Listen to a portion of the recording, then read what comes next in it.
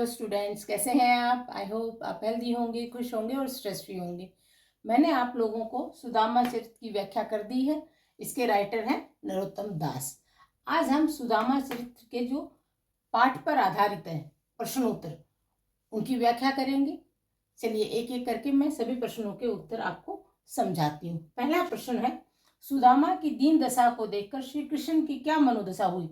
अपने शब्दों में लिखिए। क्या दशा थी?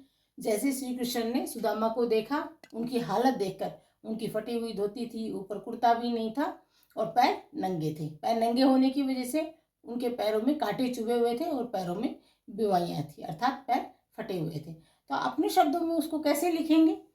सुदामा की दीन दशा को देखकर श्री कृष्ण बहुत दुखी हुए। सुदामा के पैर फटे हुए थे। नंगे पैर होने की वजह से पैरों के तलवों में बहुत सारे कांटे लगे हुए थे। श्री कृष्ण ने पैरों को धोने के लिए जो पानी और परात मंगवाई थी, उसको हाथ ही नहीं लगाया। सुदामा की दशा देखकर वह इतना रोए कि अपनी अश्रुधारा से ही सुदामा के पैरों को धो दिया। अर्थात आंखों से ही इतना पानी बहा कि जो पानी मंगवाया था, परात मंगवाई थी सुदामा जी के पैर धोने के लिए, उनको हाथ नहीं लगाया और अपने अश्रुधारा से ही सुदामा के पैरों को धो दिया।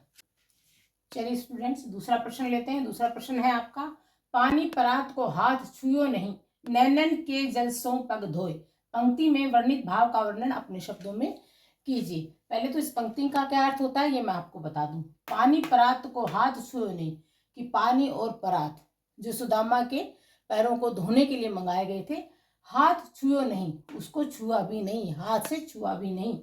नैनन के जल सो पग धोए, कि आंखों के पानी से ही पैरों को धो दिया। अब इसकी व्याख्या आप अपने शब्दों में कर देंगे। क्या लिखेंगे आप उत्तर? जब श्री कृष्ण सुदामा की दीन दशा देखते हैं तो वह बहुत व्यथित हो जाते हैं।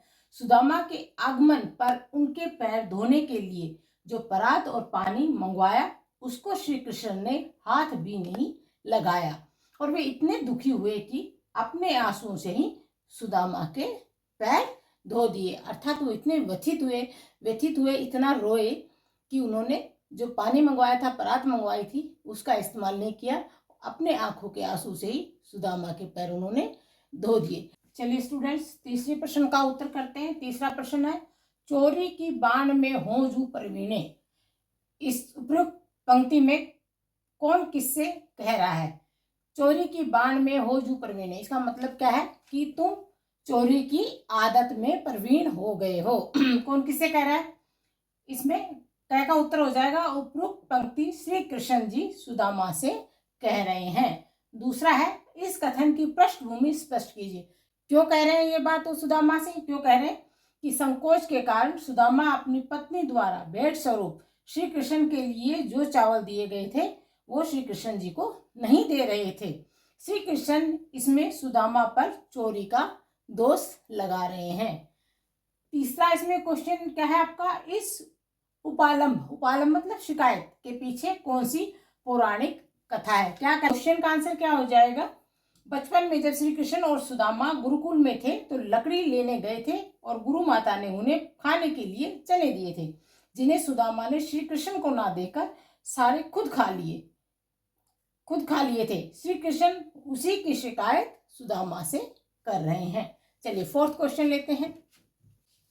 फोर्थ प्रश्न है, द्वारिका से खाली हाथ लौटते समय सुदामा मार्ग में क्या क्या सोचते जा रहे थे? वह श्री कृष्ण के व्यवहार से क्यों खिंच रहे थे? सुदामा के मन की दुविधा अपने शब्दों में प्रकट कीजिए। उत्तर हो जाएगा आपका, द्वारिका से खाली हाथ लौटने पर सुदामा बहुत दुखी थे। वे श्री कृष्ण के व्यवहार के बारे में सोच रहे थे कि उन्होंने उनका स्वागत तो बहुत प्यार से किया, परंतु उनकी दरिद्रता को मिटाने के लिए धन से सहायता नहीं की। अब वो क्या सोच रहे हैं सुदामा जी? वे सोच रहे थे कि क्या वो आदर सत्कार दिखावटी था और श्री कृष्ण ने क्या किया उनके ऊपर से श्री कृष्ण ने सुदामा पर चोरी का उलाहना और लगा दिया। क्या कहा था कि तुम्हारी चोरी की आदत है, जो भाभी जी ने भेंट स्वरूप मुझे चावल दिए हैं वो तुम मुझे नहीं दे रहे हो। तुम्हारी चोरी की आदत कब से है? गुरुकुल के समय से है। जब गुरु माँ हमें खाने के लिए चने देती थी तो तुम मुझे नहीं देते थे, वो तुम खा जाते थे। तो ऐसे लगता है कि जो भाभी जी ने बेट दी है मुझे, वो तुम अपने ही पास रखना चाहते हो या मुझसे चुराना चाहते हो। चलिए स्टूडेंट्स, 5वां प्रश्न लेते हैं। अपने गांव लौटकर जब सुदामा अपनी झोपड़ी नहीं खोज पाए तब उनके मन में क्या क्या विचार आए, अपने शब्दों में लिखिए। उत्तर हो जाएगा आपका, द्वारिका से लौटकर जब सुदामा जी अपने गांव आए तो उन्हें अपनी झोपड़ी के स्थान पर भव्य महल देखा। वह भ्रमित हो गए कि कहीं वह फिर से द्वारका तो नहीं आ गए। वह गांव में सबसे पूछने लगे कि उनकी झोपड़ी कहाँ है, क्योंकि श्री कृष्ण जी की कृपा से उनकी झोपड़ी के स्थान पर सोने का महल बन गया था। लास्ट प्रश्न है आपका, निर्धनता के बाद मिलने वाली संपन्नता का चित्रण कविता की अंतिम पंक्तियों में वर्णित है। अपने शब्दों में लिखिए। इसका उत्तर क्या हो जाएगा, श्री कृष्ण के कारण सुदामा की निर्धनता दूर हो गई थी। जहां सुदामा की झोपड़ी थी अब वहां सोने का महल था। पहले सुदामा के पैरों में पहनने के लिए चप्पल नहीं थी, अब उनके द्वार पर हाथी घोड़े खड़े थे। पहले सुदामा जमीन पर सोते थे, आज उनके पास मुलायम बिस्तरा था। पहले 2 वक्त खाने को नहीं था, आज वह मनचाही वस्तु मंगवा सकते थे। अर्थात अब सुदामा जी संपन्न हो चुके थे।